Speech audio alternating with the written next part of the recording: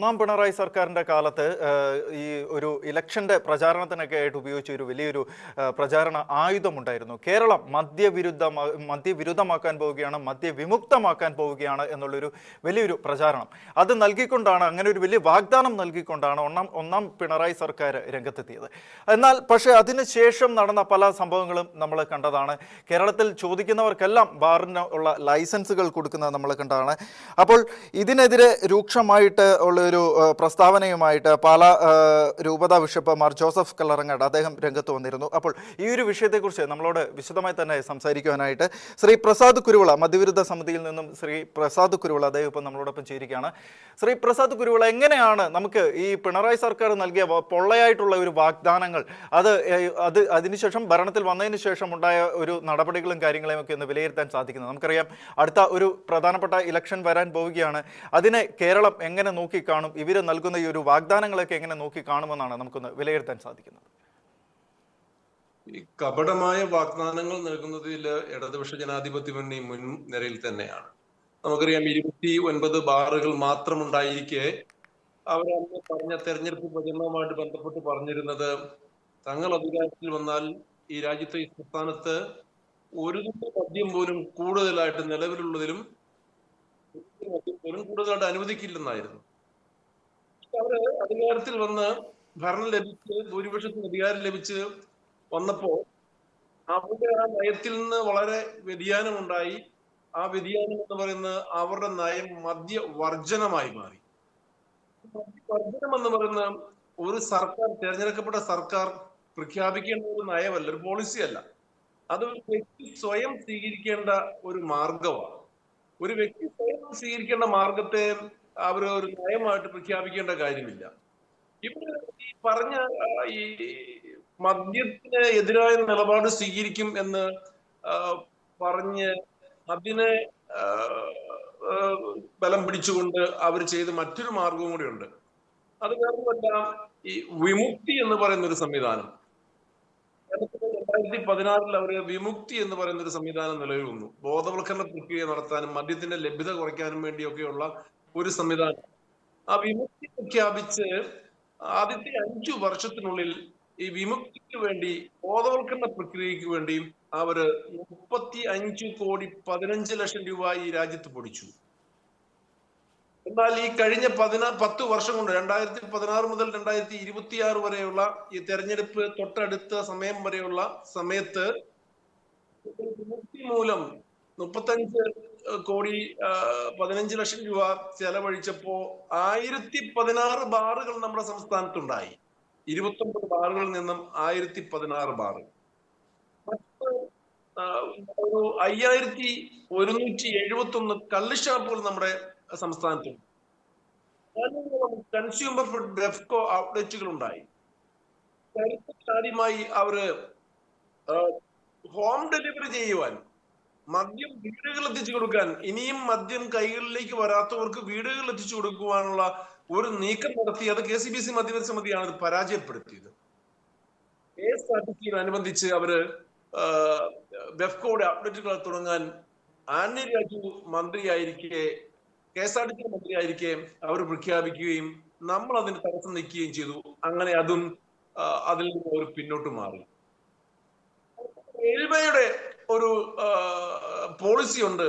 Railway act 145 പ്രകാരം റെയിൽവേയുടെ ഭൂമിയുടെ പരിസരത്ത് 5 മീറ്റർ ചുറ്റളവിൽ മദ്യപിച്ചൊരാള് കയറാനും പാടില്ല, മദ്യശാലയിൽ നടത്താനും പാടില്ല എന്നൊരു പോളിസി ഉണ്ട്. ആ പോളിസി ഇവര് നമ്മുടെ ബെഫ്കോ അധികാരികളോട് പറഞ്ഞു, നിങ്ങൾ റെയിൽവേയുടെ പരിസരത്തുള്ള മദ്യശാലകൾ ഉണ്ടെങ്കിൽ അത് മാറ്റണം എന്ന് അവർ നിർദ്ദേശം കൊടുക്കുകയുണ്ടായി. ആ നിർദ്ദേശത്തെ നിരാകരിച്ച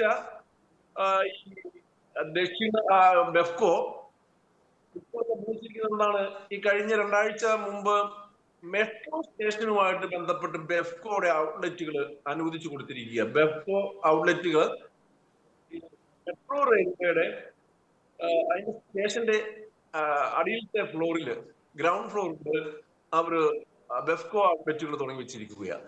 അപ്പൊ ഞാൻ പറഞ്ഞത് വിരോധാഭാസമാണ്. സംസ്ഥാനത്തിന്റെ മുക്കിലും മൂലയിലും ബാറുകളും മദ്യശാലകളും അനുവദിക്കപ്പെട്ടു കഴിഞ്ഞു. 12 മണി വരെ, രാവിലെ 10 മണി മുതൽ 12 മണി വരെ ഇവിടെ മദ്യശാലകൾ പ്രവർത്തിക്കാനുള്ള സാഹചര്യം തെരഞ്ഞെടുപ്പ് അടുത്തപ്പോഴത്തേക്കും അവർ അനുവദിച്ചു കൊടുത്തു. ഒരു കാര്യം മനസ്സിലാക്കണം, ഇവിടെ ഇത് 12 മണി വരെ സമയം ദീർഘിപ്പിച്ചു കൊടുക്കുമ്പോ നമുക്ക് മനസ്സിലാക്കാൻ പറ്റുമല്ലോ. സാധാരണ സമയം വർദ്ധിപ്പിക്കുമ്പോഴും കാര്യങ്ങളും ചെയ്യുമ്പോഴും ഫീസ് വർദ്ധിപ്പിക്കാറുണ്ട്. വർദ്ധിപ്പിച്ചിട്ടില്ല. ഈ സമയം വർദ്ധിപ്പിച്ചപ്പോ ഫീസ് വർദ്ധിപ്പിച്ചിട്ടില്ല. ഒരൊറ്റ രാഷ്ട്രീയ പാർട്ടിക്കാര്, ഒറ്റ രാഷ്ട്രീയ മുന്നണിക്കാര് ഈ സമയ വർദ്ധനവിനെതിരെ കാര്യമായിട്ടൊന്നും പ്രതികരിച്ചിട്ടില്ല. കാരണം അതുകൊണ്ടാണ് KCBC മധ്യവർത്തി സമിതി പറഞ്ഞത്, അത് KCBC മധ്യവർത്തി സമിതിക്ക് മാത്രമേ പറയാൻ പറ്റത്തുള്ളൂ ഇവിടെ ഒരു ഡീലുണ്ട് എന്ന്. നമ്മൾ പ്രഖ്യാപിച്ചതിനൊരു ഡീലുണ്ട് എന്ന് നമ്മൾ പറഞ്ഞു. ആ ഡീല് നിശ്ചയമായിട്ടും എല്ലാ രാഷ്ട്രീയ കക്ഷികളുമായിട്ട് ചേർന്നിട്ടുണ്ടാവും. അതുകൊണ്ടാണ് തെരഞ്ഞെടുപ്പ് സമയമല്ലേ, അവർക്ക് പണം ആവശ്യമാണല്ലോ. അതുകൊണ്ട് അവര് ആരും മിണ്ടിയില്ല. ഈ ഒരു കാര്യത്തില് അവരും മുന്നോട്ട് നീങ്ങിയിട്ടുമില്ല. നമുക്കറിയാം, മദ്യ വിഷയത്തില് കൈ തൊട്ടാൽ പൊള്ളുന്ന വിഷയമാണെന്ന് രാഷ്ട്രീയ കക്ഷികൾക്കൊക്കെ തന്നെ അറിയാം. അപ്പൊ മദ്യ നയത്തിന്റെ പേരില് നിയമസഭ പോലും അടിച്ചു തകർത്ത ഒരു ആളുകള് അധികാരത്തിൽ വന്ന് മദ്യം അനുവദിക്കില്ല എന്ന് പറഞ്ഞ്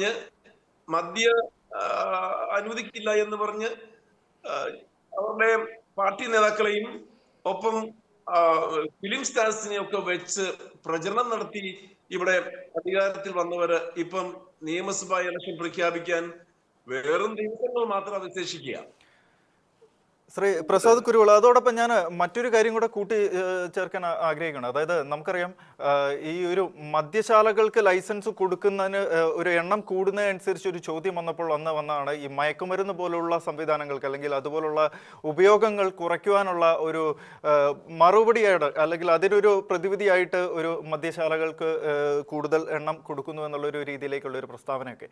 അപ്പോൾ എന്നിട്ടും ഇത് രണ്ടിനും യാതൊരു വിധത്തിലുള്ള മാറ്റവും സംഭവിക്കുന്നില്ല. മയക്കുമരുന്നും അതുപോലെ സംവിധാനങ്ങളൊക്കെ നമ്മുടെ നാട്ടിൽ വളരെ വ്യാപകമായി കൊണ്ടിരിക്കുന്ന ഒരു സിറ്റുവേഷനാണ് നമ്മൾ കണ്ടുകൊണ്ടിരിക്കുന്നത്. അപ്പോൾ ഇത് ആ ഒരു വിഷയം കൂടെ ഈ കൂട്ടത്തിൽ കൂട്ടിച്ചേർക്കുകയാണെങ്കിൽ നല്ലതായിരിക്കുമെന്ന് എനിക്ക് തോന്നുന്നു. ഈ നമ്മുടെ രാജ്യത്തെ ഏറ്റവും വലിയ അബ്കാരി എന്ന് പറയുന്നത് സർക്കാർ തന്നെയാണ്. അപ്പം ആ സർക്കാരുമായിട്ട് ബന്ധപ്പെട്ട ആളുകളും അതിന്റെ പാർട്ടിക്കാരും അല്ലെങ്കിൽ ഈ ബാറുകളും ഈ ഔട്ട്ലെറ്റുകളും ഒക്കെ ആയിട്ട് ബന്ധപ്പെട്ട ആളുകള്, ഇതുമായിട്ട് കണക്ട് ചെയ്യപ്പെട്ട ആളുകളെല്ലാം പ്രചരിപ്പിച്ചൊരു കാര്യമാണ്, ഈ സംസ്ഥാനത്ത് മദ്യത്തിന്റെ ലഭ്യതക്കുറവുണ്ട്. ആ മദ്യത്തിന്റെ ലഭ്യതക്കുറവ് കൊണ്ടാണ് ഇവിടെ മാരക രാസലഹരികളുടെ വ്യാപനം ഉണ്ടായിരിക്കുന്നത് എന്ന് പറഞ്ഞ് അതിന്റെ മറ പിടിച്ചുകൊണ്ടാണ് ഇവിടെ മദ്യശാല അനുവദിച്ചത്. ഈ മയക്കുമരുന്നുകൾ ഉപയോഗിക്കുന്നത് നല്ലൊരു ശതമാനവും ഭൂരിപക്ഷവും ഈ യുവതലമുറയാണ്. ഇവരാരും മദ്യപിച്ചു കൊണ്ടിരുന്നവരല്ല. അപ്പം ആ ഒരു കാര്യം, ഈ മദ്യത്തിന്റെ ലഭ്യതക്കുറവാണ് മയക്കുമരുന്നുകളുടെ ഉപയോഗത്തിന് വ്യാപനത്തിന് കാരണമെന്ന് പ്രചരിപ്പിച്ച കാര്യം ശുദ്ധ മടയത്തരവുമല്ല, ശുദ്ധ തന്ത്രവുമായിരുന്നു എന്നുള്ളത് ഇവിടെ വ്യക്തമാവുന്നുണ്ട്. ഇപ്പൊ യഥേഷ്ടം, നിങ്ങൾ പറഞ്ഞ പോലെ ഇപ്പൊ യഥേഷ്ടം മദ്യശാലകളുണ്ട്. അതില് മയക്കുമരുന്നുകൾ, നമ്മുടെ മുക്കിലും മൂലയിലും മയക്കുമരുന്നുകളുണ്ട്. പക്ഷേ ഒന്നും തടയാൻ ഉത്തരവാദിത്തപ്പെട്ട സർക്കാർ അത് ചെയ്യുന്നില്ല എന്നുള്ളതാണ് ഇതിനകത്ത് ഏറ്റവും വലിയ പരാജയം. നമ്മൾ ഒരു കാര്യം മനസ്സിലാക്കണം, 10 വർഷം 5 2 ടേമായിട്ട് ഈ രാജ്യത്തെ ജനം ഈ ഇടതുപക്ഷം ജനാധിപത്യ മുന്നണിക്ക് ഭരിക്കാനുള്ള സാഹചര്യം കൊടുത്തു. ആ സാഹചര്യം കൊടുത്തിട്ട് ഇപ്പൊ അവര് പറയുന്നത് എന്താ, 10 15 വർഷങ്ങൾക്ക് മുമ്പ് ഉള്ള വിമർശനമാണ് അവർ നടത്തുന്നത്. അന്നത്തെ കാലത്തെ വിമർശനം നടത്തുന്നത്. ഇവർക്ക് 5 10 വർഷം അവസരം കൊടുത്തിട്ട് ഈ മദ്യനയവുമായിട്ട് ബന്ധപ്പെട്ട് യാതൊരു നടപടിയും ചെയ്യാൻ സാധിക്കാത്ത, യഥേഷ്ട മദ്യശാല അനുവദിച്ച മയക്കുമരുന്നുകൾക്ക് അവസരമേകിയ, അതിനെതിരെ തക്കതായ നടപടി സ്വീകരിക്കാത്ത ഒരു സംവിധാനം പറയുകയാണ്. 15 വർഷം മുമ്പോ 10 വർഷം മുമ്പോ ഉള്ള സർക്കാരുകളെ കുറിച്ച് വല്ല കാര്യമുണ്ടോ? സത്യത്തില് ഇതിലൊരു പരാജയം ഈ സർക്കാർ മദ്യനയത്തില് അല്ലെങ്കിൽ ലഹരിയുടെ വ്യാപനത്തിനെതിരെ നടപടിയെടുക്കാൻ ഉള്ള കാര്യത്തില് ഈ സർക്കാർ പരാജയം. അതുകൊണ്ട് നിശ്ചയമായിട്ടും ഞങ്ങൾ ഈ സർക്കാരിൽ അവിശ്വാസം രേഖപ്പെടുത്തുക, യാതൊരു സംശയവും വേണ്ട, ഈ സർക്കാരിൽ അവിശ്വാസം രേഖപ്പെടുത്തുക. മദ്യ നിരോധനം അല്ലെങ്കിൽ മദ്യത്തെ നിയന്ത്രിക്കാനും ഒപ്പം മയക്കുമരുന്നുകളെ തടയാനും കഴിയുന്ന ഒരു സർക്കാർ നമുക്ക് അധികാരത്തിൽ പറയേണ്ടതായിട്ടുണ്ട്. എക്സ് ഓർ വൈ, അത് ആര് വന്നാലും നമുക്ക് ബാധകമല്ല.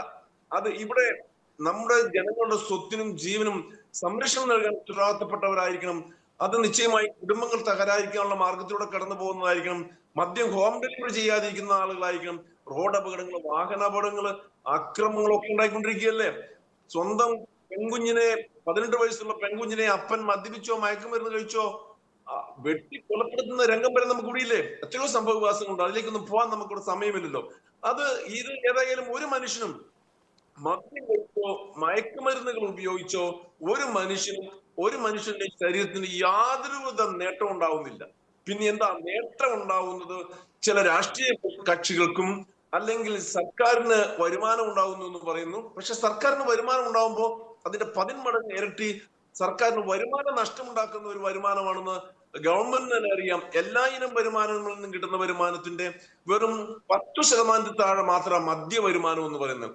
എന്നാൽ ആ മദ്യ വരുമാനം ഈ മദ്യം വിൽപ്പന നടത്തുക വഴി, ആളുകൾ ഉപയോഗിക്കുക വഴി അതിന്റെ ഭവിഷ്യത്തുകളെ നേരിടാൻ വേണ്ടി മുടക്കേണ്ടി വരുന്നത് അതിന്റെ 10 മടങ്ങ് ഇരട്ടിയാ. അപ്പൊ താൽക്കാലിക ഒരു ആശ്വാസത്തിന് കിട്ടുന്ന ഒരു വരുമാന മാർഗം.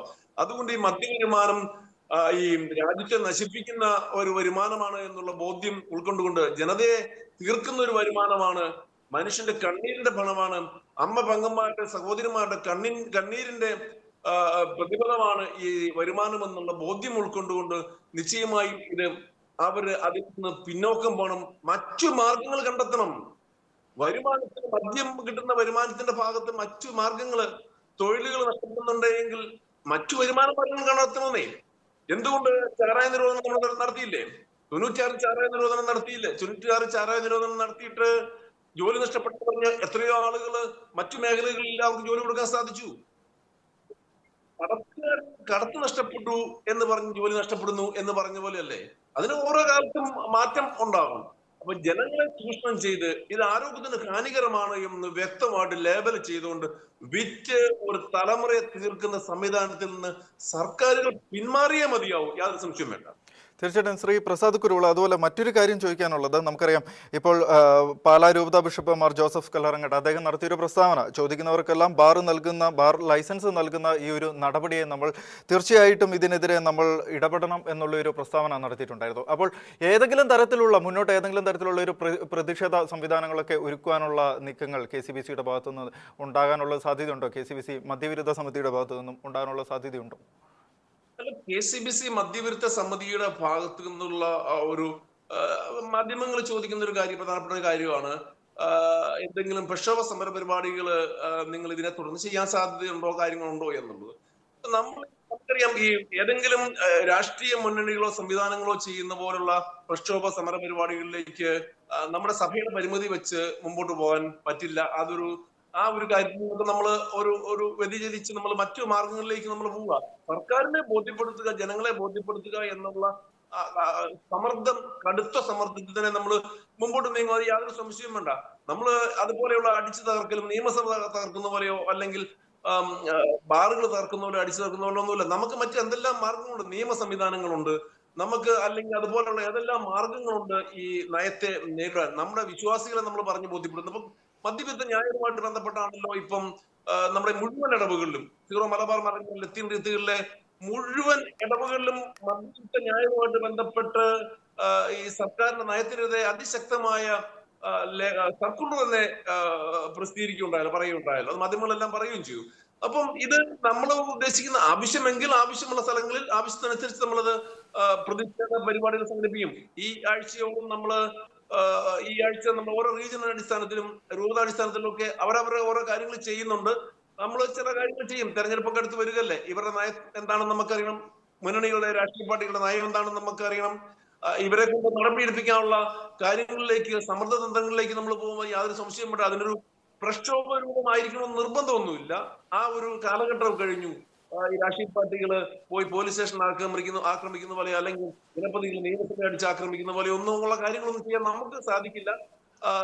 നമുക്കൊന്നും അറിയാൻ പാടുണ്ടല്ല. പക്ഷെ അതിലേക്കൊന്നും നമ്മൾ കടക്കുന്ന ആളുകളല്ല. നമുക്ക് അറിയാലോ, ഷെക്കിന ജീവിക്കും അറിയാലോ, കേരള കത്തോലിക്ക സഭ തീരുമാനിച്ചാൽ ആയിരങ്ങളെ ഏത് സെക്രട്ടേറിയറ്റിന് മുമ്പിലും ഏത് സർക്കാർ ഓഫീസുകളുടെ മുമ്പിലും അണിനിരത്താൻ ഒരു ബുദ്ധിമുട്ടുമില്ല, യാതൊരു ബുദ്ധിമുട്ടുമില്ല. പക്ഷെ നമ്മൾ ആ മാർഗമൊന്നുമല്ല നമ്മൾ പ്രധാനമായിട്ട് ഉദ്ദേശിക്കുന്നത്. അതൊക്കെ ആവശ്യമുള്ള ഘടകങ്ങളെയും ആവശ്യമുള്ള സമയങ്ങളും മാത്രം ചെയ്താൽ മതിയാവും. ഇതല്ലാതെ തന്നെ നമുക്ക് സമ്മർദ്ദം നമുക്കുണ്ടാവുമല്ലോ. നമ്മുടെ സമ്മർദ്ദം നമുക്ക് ചെയ്യാൻ നമുക്ക് അറിയാമല്ലോ. നമ്മുടെ സമരമാർഗങ്ങൾ മറ്റെന്തെല്ലാം സമരമാർഗങ്ങളുണ്ട്, അതൊക്കെയാണ് നമ്മൾ പ്രധാനമായിട്ട് ഉദ്ദേശിക്കുന്നത്. ഏതായാലും തെരഞ്ഞെടുപ്പ് എന്ന് പറയുന്ന സമയത്ത്, ആസന്നമായ തെരഞ്ഞെടുപ്പിന് മുമ്പേ നമ്മൾ അത് ചില കാര്യങ്ങൾ നമ്മൾ ചെയ്യും, അത് യാതൊരു സംശയവും വേണം. തീർച്ചയായിട്ടും വളരെ വ്യക്തമാണ് കാര്യങ്ങൾ. മദ്യവിരുദ്ധ സമിതി അതിൻ്റെ ശക്തി പൂർവാധികം ശക്തിയോട് തന്നെ മുന്നോട്ട് പോകട്ടെ എന്ന് നമുക്ക് ആശംസിക്കാം. എല്ലാ വിധത്തിലും ഏത് വിധേനയും നമ്മുടെ കേരളത്തെ മയക്കിക്കെടുത്തുവാനുള്ള ഈ ഒരു നീക്കത്തിൽ നിന്നും, സർക്കാരിൻ്റെ ഈ നടപടിയിൽ നിന്നും നമ്മൾ കേരളത്തെ രക്ഷിച്ചെടുക്കുക എന്നുള്ളത് നമ്മൾ ഓരോ മലയാളികളുടെയും ഒരു ദൗത്യമായി തന്നെ നമ്മൾ ഏറ്റെടുക്കണമെന്നാണ് നമുക്ക് പറയാനുള്ളത്. ശ്രീ പ്രസാദ് കുരുവിളം, KCVC മദ്യവിരുദ്ധ സമിതിയിൽ നിന്നും ശ്രീ പ്രസാദ് കുരുവിള, അദ്ദേഹമാണ് ഇപ്പോൾ നമ്മളോടൊപ്പം വിശദമായി കാര്യങ്ങൾ സംസാരിച്ച്. വളരെ നന്ദി.